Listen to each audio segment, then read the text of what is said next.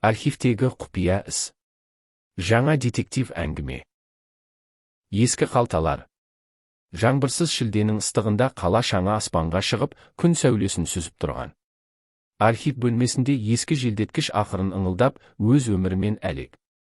Құжынаған қағаз, сары мұрағат, шаңмен тыныштық.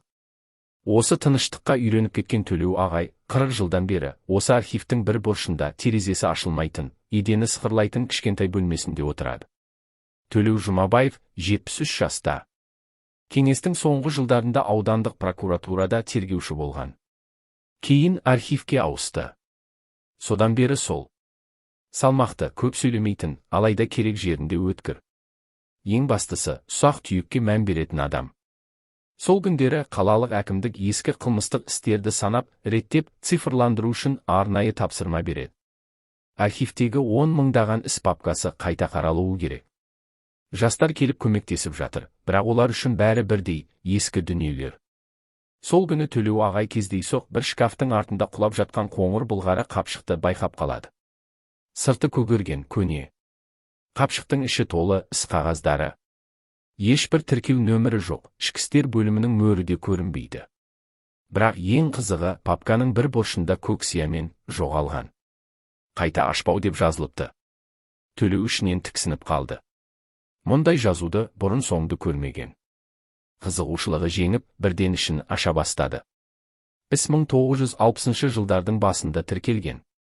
Онда бір адамның Бағдат Әубәкіров есімді ұстаздың із-түзсіз жоғалғаны туралы баяндалады. Бірақ арыз бір рет алынғанда ары қарай қозғалыс жоқ. Не тергеу, не тоқтату туралы белгі жоқ. Мынау неғылған іс өзі? Деп күбірледі Төлеу. Бағдат Әубәкіров, бұрынғы аудандық мектеп директоры. Ісі мұрағатқа тіпті жетпеуі керек еді. Оның аты жөні Төлеу ағайға таныс сияқты. Есіне түсіре алмай, қаптап жатқан қағаздарды парақтай берді. Папканың ішінен бір кішкентай сурет түсіп кетті.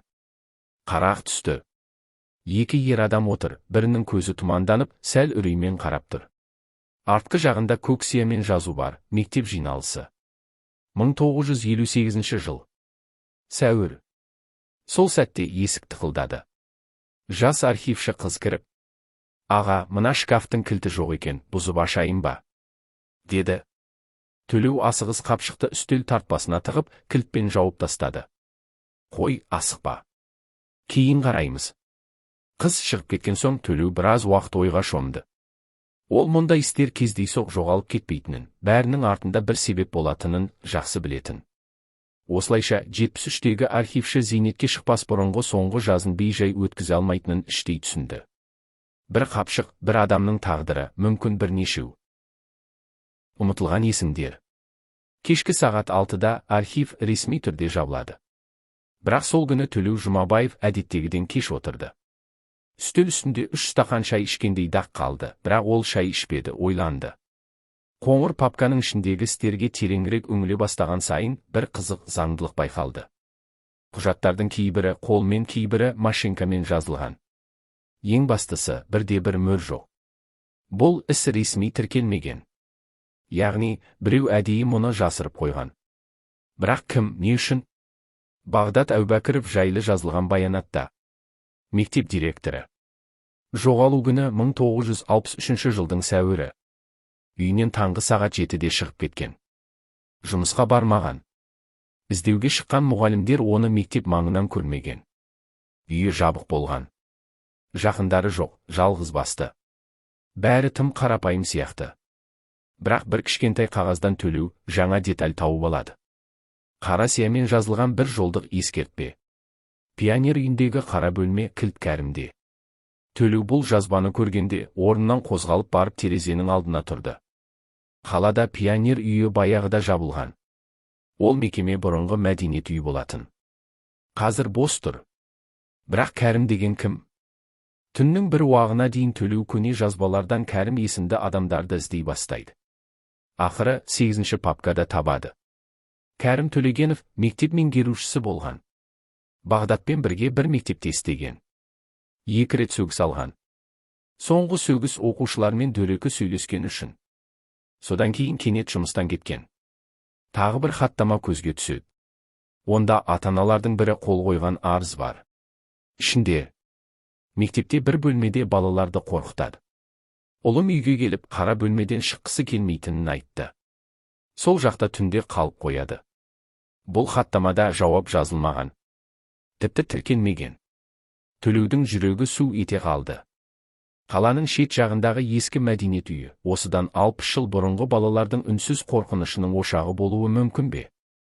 Сол сәтте ол кенеттен бір нәрсені есіне түсірді. 1964 жылдың көктемінде, яғни Бағдат жоғалғаннан бір жыл кейін, қаланың газеті кішкентай хабарлама жариялаған. Пионер үйі жазда уақытша жөндеуге жабылады. Техникалық ақаулар анықталған. Алайда жөндеу ешқашан болмаған. Сол кезде қалада апатты деп танылған үйлерден адамдар көшірілген еді. Бірақ пионер үйі әлі күнге дейін құламаған. Бұл тым кездейсоқ, деді Төлеу өзіне. Таңертең қала картасын қарап, пионер үйінің орналасқан жерін нақтылады. Қарт кісіге оңай емес, бірақ енді күтуге болмайды. Ол шкафтың түбінен көне дәптерін алып, жаңадан ашылған іспен байланысты адамдардың аты жөнін жаза бастады. Бағдат Әубәкіров, Кәрім Төлегенов, Сәуле Жақанова. Хаттама жазған ата-ана: Нұрлан есімді оқушы, қара бөлмеден қорыққан бала. Нұрлан кім? Қазір қайда? Тірі ме?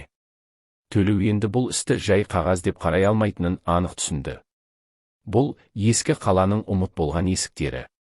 Ал оның артында тек шаң емес, бәлкім әділетсіздік, бәлкім қылмыс жатыр. Қара бөлме. Келесі күні Төлеу күн шықпай үйден шықты. Көне портфельдің ішіне дәптері мен екі ескі фотоны салып алды. Бірі Бағдат Әубәкіровтің қызметтік фотосы, екіншісі сол мектептің мұғалімдер құрамынан қалған ортақ сурет. Сол жақ шетінде тұрған су жүзді, қалың қасты адам Кәрім Төлегенов. Көше тыныш. Таңғы ауада ескі тас үйлердің иісі бар. Пионер үйі қазір қолданылмайды, бірақ есігі ашық тұрады дегенді естіген. Қала әкімдігінен ешкім қарамайды, себебі бұл нысан бұзылатын ғимараттардың тізімінде. Есігі қаңылтырмен бекітілген. Бірақ артқы жағында бір терезе жартылай сынған. Қарт архивші сол арқылы ішке кірді. Үстінде киіз бешпет, қолында қалта шам. Жер едені қарағай тақтай. Аяқ басқан сайын шиқылдайды. Іштегі иіс, дымқыл мен уақыттың араласқан шірігі. Бөлмелердің бірі үлкен зал. Бір кездері балалар би билеген, хор айтқан болуы мүмкін. Бірақ қазір бос, үнсіз, қабырғалары сыланып түсіп жатыр. Екінші қабатқа шығатын баспалдақ бар. Сол жерде бір есік. Шам Төлеудің қолында қалтырайды. Есіктің тұтқасы қимылдамайды. Бірақ сәл күш салғанда ырсиып ашылды. Ішінде кішкентай бөлме. Терезесі жоқ. Ауасы ауыр. Жарық түспейді. Бұл сол бөлме. Бөлменің ортасында көне парта тұр. Төбеде бір ілгек бар.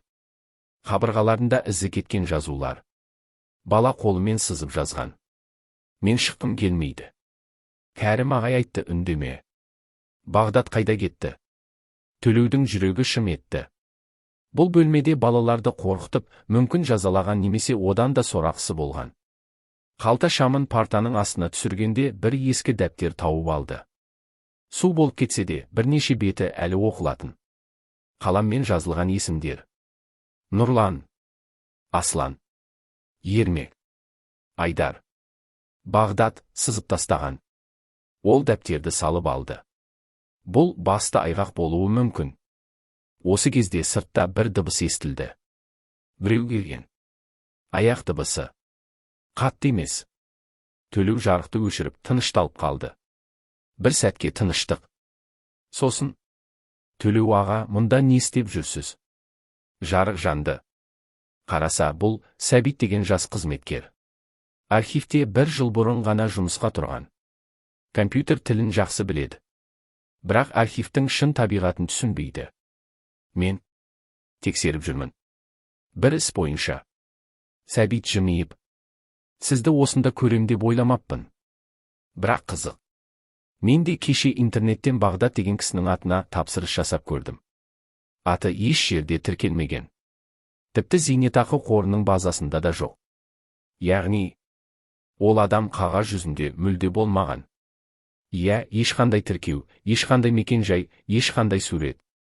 Бірақ кеше сіз маған әкелген фото нағыз дәлел. Төлеу ойланып қалды. Сонда бұл ұзақ уақыт бойы әдейі өшірілген өмір. Біреулер оны тарихтан өшіруге тырысқан. Сәбит, тыңда. Мына бөлмеде балаларды қамап ұстаған. Бұл қылмыс. Менде дәптер бар. Ішінде есімдер жазылған. Олардың біреуі әлі тірі болуы мүмкін. Сіз іздемекшісіз бе? Жоқ, біз екеуміз іздейміз. Сәбит басын изеді. Оның көзі енді архив қызметкері емес, тергеушінікіне ұқсай бастады. Алдымен сол Нұрлан есімді оқушыны табу керек. Содан бастаймыз. Мен көне мекен-жайлық анықтамаларды қарайын.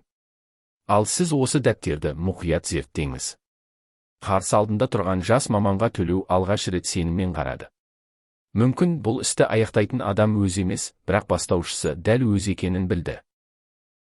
Іздер мен естеліктер. Сәбит таңертеңгісін ескі мекен-жайлық кітапшалармен жұмыс істеуге кірісті. 70 жылдардан бастап архивте сақталған қолмен жазылған тізімдерді парақтап отырып, көзіне таныс есім түсті. Нұрлан Қазыбекұлы Сейдахметов. Мектептің сол жылдардағы түлектерінің бірі. Хатта мекен-жайы да көрсетілген. Қаланың шетіндегі көне ықшамаудан бір қабатты үйлер, қазір ол жақтың көбі сүрілген. Бірақ Сәбит пен Төлеу сол бағытқа бет алды. Автобуста үнсіз отырды. Екеуінің де ойында қара бөлмеде жазылған аттар. Бағдаттың атын сызған біреу неге? Өз еркімен бе, әлде бұйрық па? Соңғы аялдамада түсті. Шаң басқан көше. Иілген бағандар, сыланып кеткен қоршаулар. Ақсақ ит көшеде иіс аңдиды. Төлеу мен Сәбит сұрастыра жүріп, бір кейуананың үйін тапты. Ол көше атауын естіп жылап жіберді. Нұрлан. Ол менің інім еді. Балалық шағы қасіретпен өтті. Сол мектептен кейін сөйлеспейтін болды. Көзінде үрей бар еді. Соңғы рет көргенімде өзі тіпті бейтаныс адам сияқты көрінді. Қазір қайда өзі? Деді Төлеу асықпай. 3 жылдан бері шалғай ауылда тұрады. Қызы мен немересінің жанында. Бірақ ешкіммен сөйлеспей. Өзіңіз барсаңыз да бірден ашыла қоймас. Кейуана мекен-жайды берді. Қоштасар кезде. Егер шын көмектескіңіз келсе, оған бала кезінде кім не істегенін айтпаңыз. Ол бәрін ұмытқысы келеді. Сол күні түстен кейін Төлеу мен Сәбит ауылға шықты. Бірнеше сағаттық жол. Автобус тербелген сайын ойлар да тербеліп жатты. Архивші үшін бұл жай іс емес еді.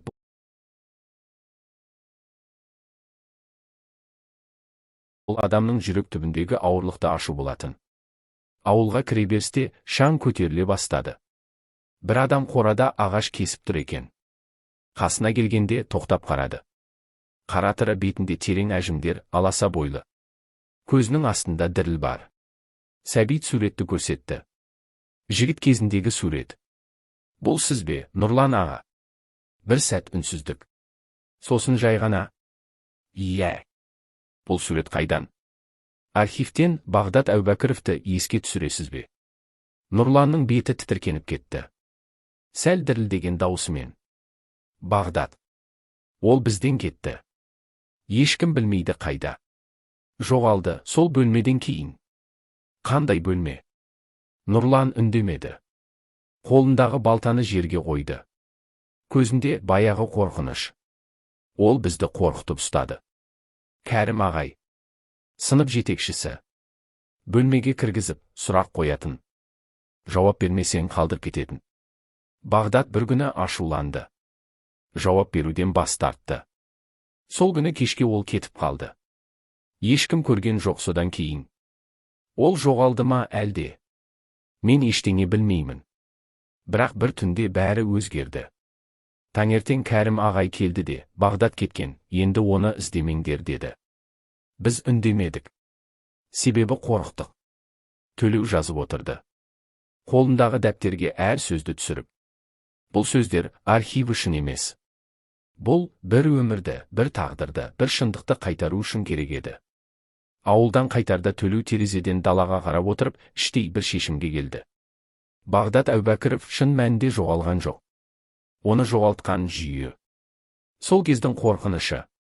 Ал төлеудің миссиясы тек қағазды тірілту емес, адамдардың шындығын қайтару. Алда соңғы тараулар. Іздер тереңдеп барады. Енді Кәрім Төлегеновтың тағдырын анықтау ғана қалды. Ұмытылған аттар. Қаланың солтүстігіндегі шулы көшелердің арасында кезінде мұғалімдерге арналған жатақ ретінде салынған ескі 5 қабатты ғимарат әлі тұр. Сылағы түсіп, балкондары тот басқан. Сол үйдің 3-ші қабатында Кәрім Төлегеновтың пәтері. Төлеу мен Сәбит мекенжайды нақтылап алған соң жаймен көтерілді. Есіктің маңдайшасында тақтайша К. Төлегенов, педагогика ғылымдарының кандидаты. Есікті қағып еді. Біршама уақыттан кейін іштегі ауыр адымдар естілді. Кәрім шал. Бірақ еңсесі тік. Ақ сақалды, көзі өткір. Бейнесі бірден ақ бұрынғы жүйенің адамы екенін ұқтырып тұрды. Ол келген қонақтардың кім екенін сұрамай-ақ бас изеді де жол берді. Мен күткенмін деді ол жай ғана. Бір күні бәрібір біреу келер деп ойлағам. Пәтер іші кітап пен естеліктерге толы. Қабырғада грамота, медаль, алғыс хаттар. Бірақ олардың арасындағы бір сурет ескі сынып фотосы. Артқы қатарда тұрған Бағдат Әубәкіров. Ол туралы айту керек деді Төлеу, столға диктофон қойып. Кәрім терең дем алды. Екі қолын бір-біріне қысып көзін төмен салды. Мен оны өлтірген жоқпын деді ақырын. Бірақ мен оның жоғалуына себепкер болғанымды білемін. Тыныштық сағат тықылы ғана естіледі. Ол бала менің сабақтарымды, әдістерімді сынай бастады.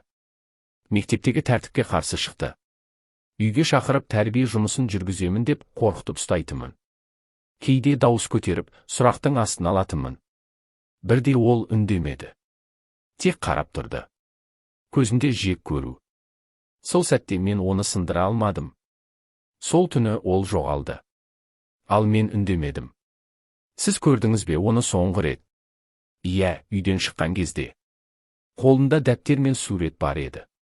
Қаланың шетіне қарай бет алды. 2 аптадан соң іспен айналысқан милицияда жабылды. Қашып кеткен деді. Ал мен үндемедім. Сәбит үнсіз тыңдады. Архивші емес, адам ретінде жан дүниесі ауырып тыңдады. Сіз неге үнсіз қалдыңыз? Кәрім үндемеді. Бөлмеге ауыр үнсіздік қайта енді. Ол баяу жүріп, бір тартпаны ашты. Ішінен қоңыр конверт алды. Онда ескі суреттер, хаттар және бір парақ қағаз бар еді, Бағдаттың өз қолымен жазған. Мен оларға сенбеймін. Мен бұл жүйенің ішіндегі әділетті көрмедім. Егер мен жоғалсам, кінәлі тек мен емес. Бұл не үшін сақталды? Деді Сәбит, үнсіз жымиып. Мүмкін бір күні біреу келер деп ойлаған шығармын. Мен ақталмаймын. Мен бәрінен қорықтым. Төлеу орнынан тұрды. Көзқарасы нық. Бұл дерек архивке беріледі. Ақиқат болу үшін емес, болашақ қайталанбау үшін. Кешке қарай архивтің шаң басқан сөрелері қайтадан қозғалды. Бағдат Әубәкіров туралы жеке папка ашылды. Онда енді Нұрланның естелігі де, Кәрімнің мойындауы да, Бағдаттың өз хаты да бар. Тарих үнсіз қалмайды. Тек оны тыңдайтын адам керек. Қайта ашылған терезе. Қалалық архивтің қабырғалары бұрынғыдан да суық көрінді. Сәбиттің үстелі үсті шашылған құжаттарға толы. Ол бірнеше күн қатарынан Бағдаттың жоғалуы туралы деректерді қайта қарап, тексеріп отыр. Сәбит үшін бұл енді жұмыс емес, ар алдындағы борышқа айналған. Бағдаттың хаты, Нұрланның естелігі, Кәрімнің үнсіз мойындауы бәрі бір нәрсеге меңзейтіндей. Бірақ бір тұйық бар, нақты дәлел жетіспейді.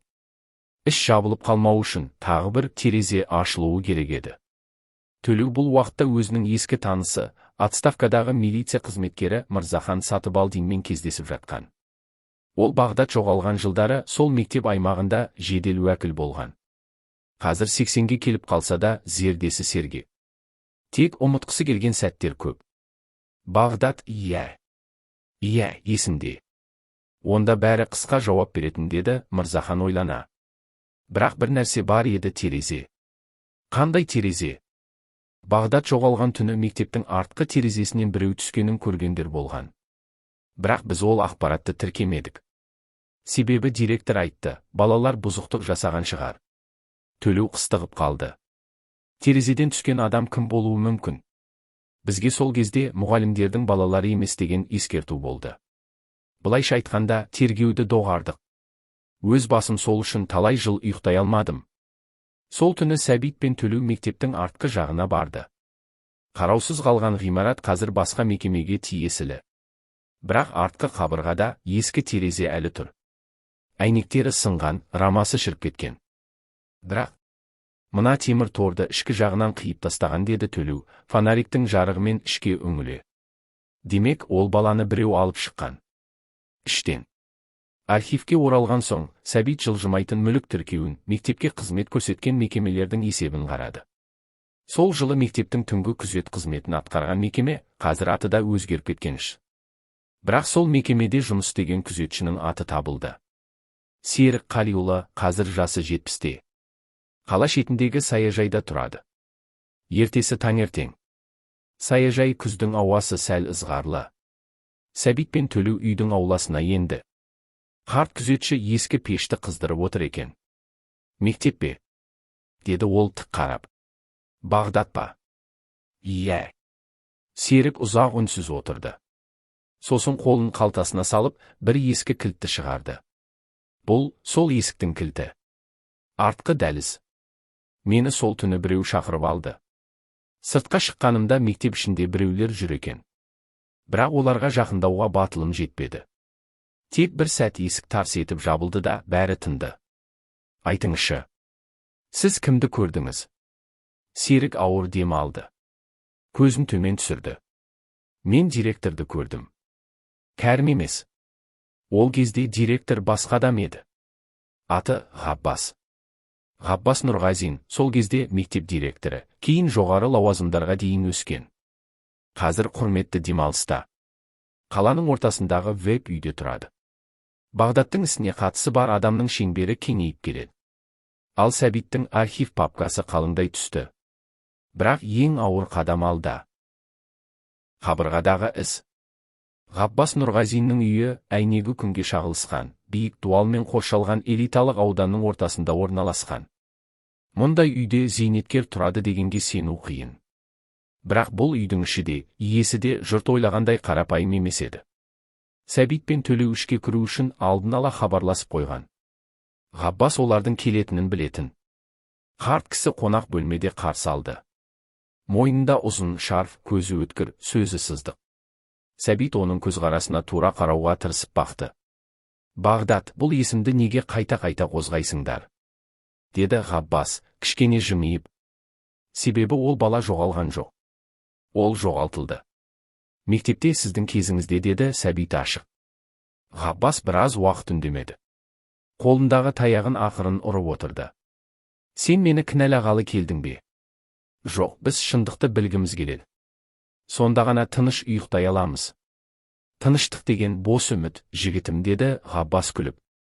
Кейбір шындықтарды білмеген дұрыс. Сол түн күзетші сізді көрген. Терезеден кіргеніңізді.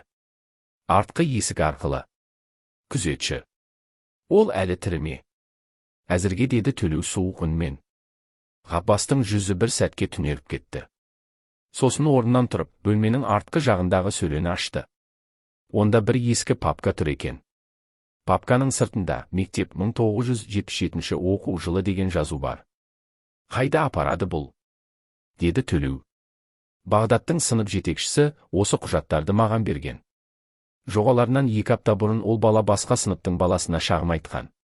Ол директордың туысы. Нақты айтқанда інісінің баласы. Олар үнемі қатар отыратын. Қақтығыс болған содан кейін бір күні Бағдат келмей қалды. Ал сіз не істедіңіз? Жоғарғы жаққа хабар бердім. Олар тыныштық керек деді. Кейде тыныштықты сақтау үшін адамдарды жоғалтуға да болады екен, деді Ғаббас дауысы бәсеңдеп. Кешкісін архивке қайта оралған Сәбит, Ғаббастан алған құжаттар мен мектептің ішкі тәртібі, оқушылар туралы жазбаларды салыстырды. Бір таңғаларлығы, Бағдат туралы соңғы 2 айда ешқандай хаттама жоқ. Ол мүлде тіркелмегендей. Сынып журналында аты өшірілген. Мұғалімдердің жазбаларында аты аталмайды. Оны жоғалту ғана емес, ұмыттыру үшін де күш салынған, деді Сәбит үнсіз. Ертесі күні таңғы 8-де олар тағы мектепке барды.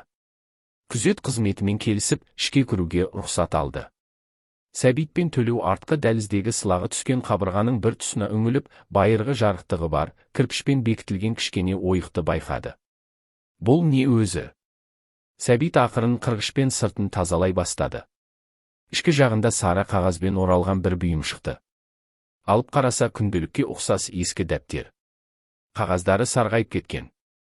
Алғашқы бетінде бала жазуымен жазылған. Егер мен жоғалып кетсем, мені ешкім іздемеуі мүмкін. Бірақ бұл дәптер менің бар болғанымды дәлелдейді. Бағдаттың күнделігі, деді Төлеу сыбырлап. Сол түні Сәбиттің архив бөлмесінде жарық сөнген жоқ. Ол дәптерді парақтап отырып, Бағдаттың соңғы күндерін көрді. Бала мектепте жүйелі түрде қысым көрген. Бір оқушы, Айдос деген бала, оған үнемі жәбір көрсеткен. Сол бала директордың туысы. Ал мұғалімдер көріп тұрып үндемеген. Себебі бәрі жоғары жақпен санасқан. Күнделік соңындағы сөйлем жүрекке қадалды. Маған сенбесе де, бұл шындық. Бір күні біреу оқиды деп үміттенем. Таңға жуық Төлеу телефон шалды. Ғаббас таңертең ауруханаға түскен. Жүрек ұстамасы. Бірақ есін біледі. Барғың келе ме? Сәбит үнсіз қалды. Алғаш рет бұл істің соңы жақындағанын сезді. Бірақ соңы емес, бастамасы болуы мүмкін екенін де ұқты. Жартылай ашылған есік. Ғаббас жатқан аурухана қаланың орталық бөлімінде. Жансақтау бөлімінің терезелері сыртқа қарамайтын, жарығы күңгірт, қабырғалары көкшіл өңді. Сәбит пен Төлеу ішке беттеп келе жатқанда әрқайсысы өз ойымен арпалысып келе жатты. Бұл кісінің аузынан еститін шындық олар күткеннен ауырақ болуы мүмкін еді. Ғаббас төсек үстінде жатып көзімен Сәбитті іздеді. Кіріп келгенде сәл жымиып. Сенікі дұрыс. Бағдат. Иә, ол шын мәнінде жоғалды. Бірақ ол күндердің бәрі әлі есінде, деді Әлсін. Қандай күндер? Ол бала өте таза еді. Мектептегі әділетсіздіктерге көнбейтін. Бір күні директордың інісінің баласы, Айдос, Бағдатты әжетханаға сүйреп апарып ұрған.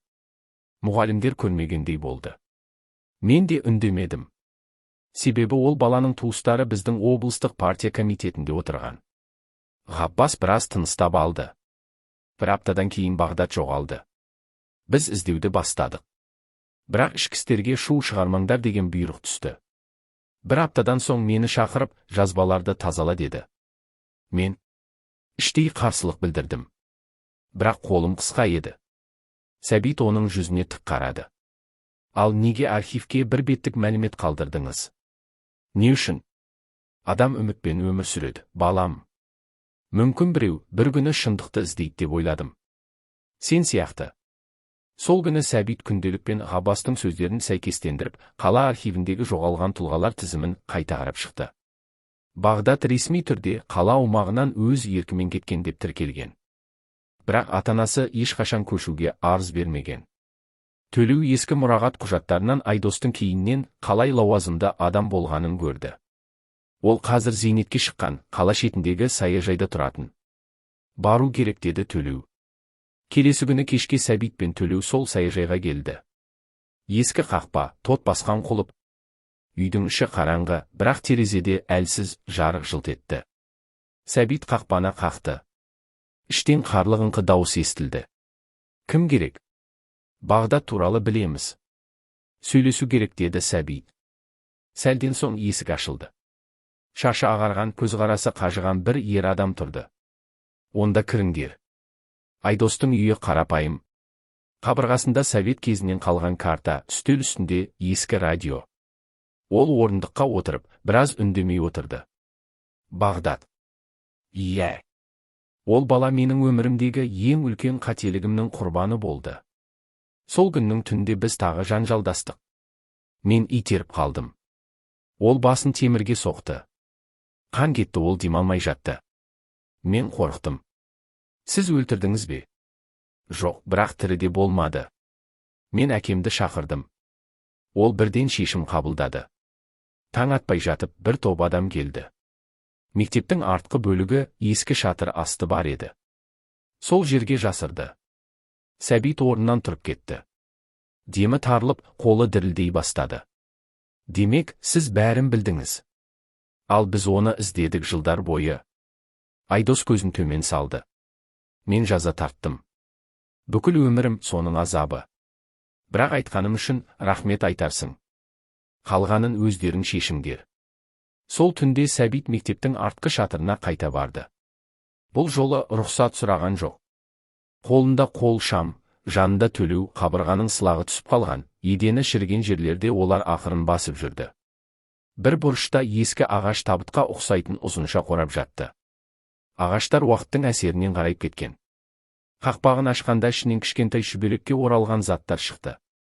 Бірі пластик қалам. Екіншісі күміс жұлдызша. Үшіншісі күнделік. Күнделік ашылған бетінде жазу. Мені тапқаның үшін рахмет. Енді мен тыныш ұйықтай аламын. Сәбит қабырғаны сипап тұрды. Бір кезде жел тұрып, шатыры сықыр етті. Сол сәтте ол күнделіктің бір парағын алды да баяу оқи бастады. Төлеу үндемей тыңдап тұрды. Бұл әділдік емес еді. Бірақ бұл шындық еді. Енді олар оны жасыра алмайды. Соңғы қадам. Келесі таң атқанша Сәбит ұйықтамады. Ол Бағдаттың күнделігін, Ғаббастың айтқандарын, Айдостың мойындауын, мектеп шатырының астынан табылған заттарды қайта-қайта еске алып шықты. Енді шындық қолында тұрғанымен, оны жұртқа жария ету оңай болмайтынын білді. Төлеу таңғы 6-да келді. Екеуі ас үйде үнсіз отырып шай ішті. Қазір не істейміз? Деді Төлеу. Мен архивке барып, бәрін қайта тіркеймін. Бағдат енді жоғалған емес. Ол жабылған қылмыстың құрбаны. Қалалық прокуратураға баяндама дайындаймын. Қоғамдық қысым болмаса, ешкім бұл істі қозғамайды. Сонда сен сол баяндамаңмен бүкіл былықты ашасың ба? Иә. Қалалық архивтің тыныштығын Сәбиттің ашулы жүрісі бұзды. Ол Ғаббастың күнін жазып қалдырған парағын қайта тауып, сол файлдың түпнұсқасына толық мәліметтерді тіркеді. Таспаға аударылған мойындау, фотосуреттер, медициналық сараптама, мектеп ғимараты астынан табылған заттар бәрі жаңа істің бір бөлігі болды. Сол күні кешке жергілікті телеарнада тікелей эфир болды. Сәбит сол эфирге шығып, қолындағы папканы ашты. Қаланың тарихында алғаш рет архив қызметкері көп жыл бойы жасырылған бір баланың өлімі туралы ашық айтты.